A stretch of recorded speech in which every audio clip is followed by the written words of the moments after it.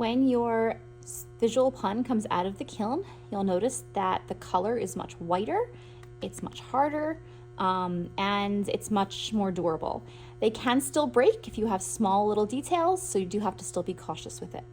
My example, if you can see here, was a pumpkin pie. It's a pumpkin, the symbol of pie on it. The first thing you want to do, it might feel a little bit gritty. So I've already done this step. Go over to the sink and you can rinse off any dust that might have settled on it. You'll notice that since it has come out of the kiln, you can completely get this wet and it will not change your project's appearance at all. It'll just make it wet and it'll dry. It won't dissolve away the clay like it would have before the kiln. So the next steps you want to do are picking your colors. So we are using something called Glaze. Glaze comes in containers like this, and they are different than acrylic paint because if you just use acrylic paint, you could get the color, but it won't be shiny and it won't be glass-like. Glaze gives you this nice shiny glass-like coating, and it also protects your sculpture. It makes it a little bit stronger, and it really, Glaze highlights your details very nicely in a way that acrylic paint would not. But it does need to go in the kiln for a second time after you glaze. In order to pick out your glaze color, you want to consult the glazing tiles. The reason why you want to do this is because this is what they look like after they come out of the kiln, but sometimes they can look very different beforehand. For instance, this color kind of looks like a pink or purpley color, but you'll paint it on, it'll look like this, and it's actually dark blue. So when it comes out of the kiln, it transforms into this. That's because the high heat of the kiln is going to affect the chemicals that are in the glaze, and it's going to change the colors. Some of them are just changed a little, and some of them, like dark blue, are changed a lot. So you have to be very careful when selecting your colors that you remember what color you pick, because it won't always look like what you think it will be. The glaze cart looks like this. This is where you can get your glazes. They are organized. There are colors in the front, and so this is blue. All the blues are lined up. So when you take your glazes, you want to put them back correctly and neatly so that's easy to find our colors. On the far end are the crystal ones, the ones with those little bits in it that don't necessarily fit into specific colors. Okay, so when you're ready to start glazing, we're going to be using different brushes than we used when we did our acrylic paintings. We're going to be using these plastic handled brushes. They're a little smaller, a little bit softer bristles. And you're going to just take one glaze at a time for your project. Even if you have a whole bunch of colors, you're really just going to take one glaze at a time. That way we minimize the risk of things mixing, and that way everyone has turns of different colors. So because mine is a pumpkin, I'm going to pick an orange color. So I'm going to pick Vivid Orange. Now, whenever you get your glaze, you always want to give it a little shake first, but you don't want to do this at your table because sometimes the lids don't fit on properly, and sometimes they come popping off. And I've had students hold it like this and go like this to shake, and the whole thing the lid comes flying off, and the whole glaze goes spilling everywhere. So what you're going to do is you're going to try to make sure the lid is on as tight as possible. Put your hand over the lid in case it's loose, and you go over to the sink, and over the sink you give it a little shake. The reason why we do this is because sometimes the sediment settles, the heavier chemicals settle, and the lighter watery stuff goes to the top, and we want to mix it all together. But again, only over the sink, put your hand over this, because I get spills all the time with students that forget to do that. So just in case, over the sink is where you want to do that. Okay, so you open up your glaze, and you pick a brush that's the correct size. So for smaller details, I would pick a smaller brush. For bigger areas, I'm going to pick this larger brush. And I'm going to paint everything except for the bottom. I want to leave anything that touches the table or touches without any glaze. The way that glaze works is that in the kiln, it gets super, super hot, and It gets liquidy, almost like liquid glass. If you've ever seen anyone shaping glass, when it gets that super high temperature, it becomes like gooey. And as it cools, the glass then hardens. So the glass in the glaze hardens, and it will then stick to whatever it's touching. So if two projects were to touch in the kiln, they would stick together. So I'm really careful not to let that happen. But if there's glaze on the bottom, it will also stick to my kiln shelf, which means that I can't get it off without breaking your project. So you don't want to get any glaze on the bottom. And at the very end, you're actually going to wash it off just in case. So you're going to dip your brush directly into the glazes. Do not pour the glazes onto any sort of palette or cup.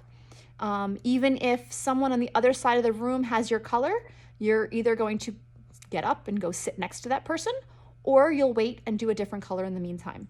Do not distribute this into another container. Okay, so you're going to paint it on directly, as long as your brush is clean. If you have little areas, like I don't want that to be this color, so I'm going to be careful about getting around, but not on the stalk. Okay, and any grooved areas, you don't want to leave anything white. You want to glaze everything. Now, when it comes time to for my details, again, very carefully, I'm going to paint around because I want that pie to be a different color so it stands out. Now, if I got color there. I don't want color there. Unlike with paint, this can't stay. So with paint, you would just let it dry and paint over it with another color, and not a big deal. But with glaze, what's going to happen is when it goes into the kiln, it might melt back up. So you might think it's covered, you put another color on top of it, and you might think it's all good, but then it'll show back up and it'll look super messy. So what you want to do is have a wet, damp paper towel, and as long as the part that you did already is not wet, or it has no glaze on there, you just wipe it off with a wet paper towel.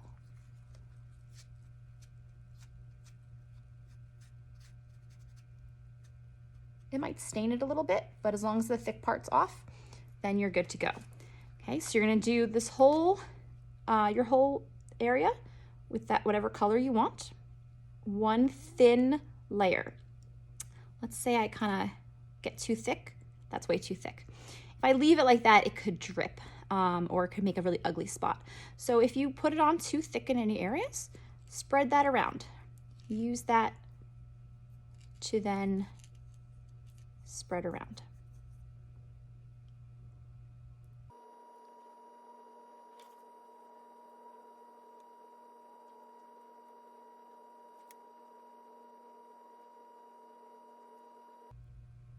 Okay, so I just finished my first layer, and you can see that it's mostly dry already. That's not enough. If I were to finish with just one layer, it would still look really rough and not that nice glossy glazed glass look. So what you're actually going to do is 3 layers. So if you can see here that it's darker when it is wet, you want to wait till it turns this light, like the lighter color, and it feels dry. Then it's ready for your second layer. So you're going to do 3 layers. So I'm going to do the next layer, let that dry, and do my third layer. Sometimes the first layer is easy to tell what you've done and what you haven't. The second and third layer, it's difficult to tell. So what you don't want to do is not pay attention, be talking with your friends, and end up doing one area 4, 5, 6 times and have it super, super thick because you just weren't paying attention, and then have some areas where you only did it once or twice. Really pay attention to what you're doing and how many layers you have. If you get above 3 layers, it runs the risk of dripping, and we don't want that to happen. It'll look ugly, it will ruin my kiln. We don't want that to happen. So 3 thin layers, letting them dry in between. Now, some of the glazes you use might be a little bit different than the flat glazes. This is a glaze and says Crystal Tex on it. So Crystal Tex glazes look a little different, and you can see kind of a preview as to what it's going to look like on the bottle. If you notice, it's not just a blue glaze. It's a blue glaze that has little pieces that are other colors. These are special. If you don't like that, if you just like the blue, use one of the regular glazes. These are more expensive. These are a little bit more special. So I'm going to show you what that kind of looks like. So again, over the sink, I'm going to shake these up. When you open it up, you might see on the inside that it looks a little chunky. Okay, and it's supposed to. Those are little crystals of glaze. So when I go to paint, I paint it on, you'll see there's pieces in it. It's not flat. So you want to keep that. Sometimes for the first layer, that's tricky. So sometimes you might want to try to use the thinner glaze part for the first 2 layers, and then for the 3rd layer, put on those little crystals, because otherwise you might disturb them. But otherwise, you're going to do the same, glaze the same way, 3 layers, let that dry in between. However, just make sure that these little pieces stay in there. If you pick them out, then there's no point of using this specialty glaze. It's supposed to have these little chunks. Now, I had shown you how to remove glaze by using the wet paper towel when you had glaze where there wasn't any. But let's say I get glaze where I did have something. I don't want to keep that either, but if I use a wet paper towel to remove it, I'm going to have to redo the orange as well. So that's not ideal either.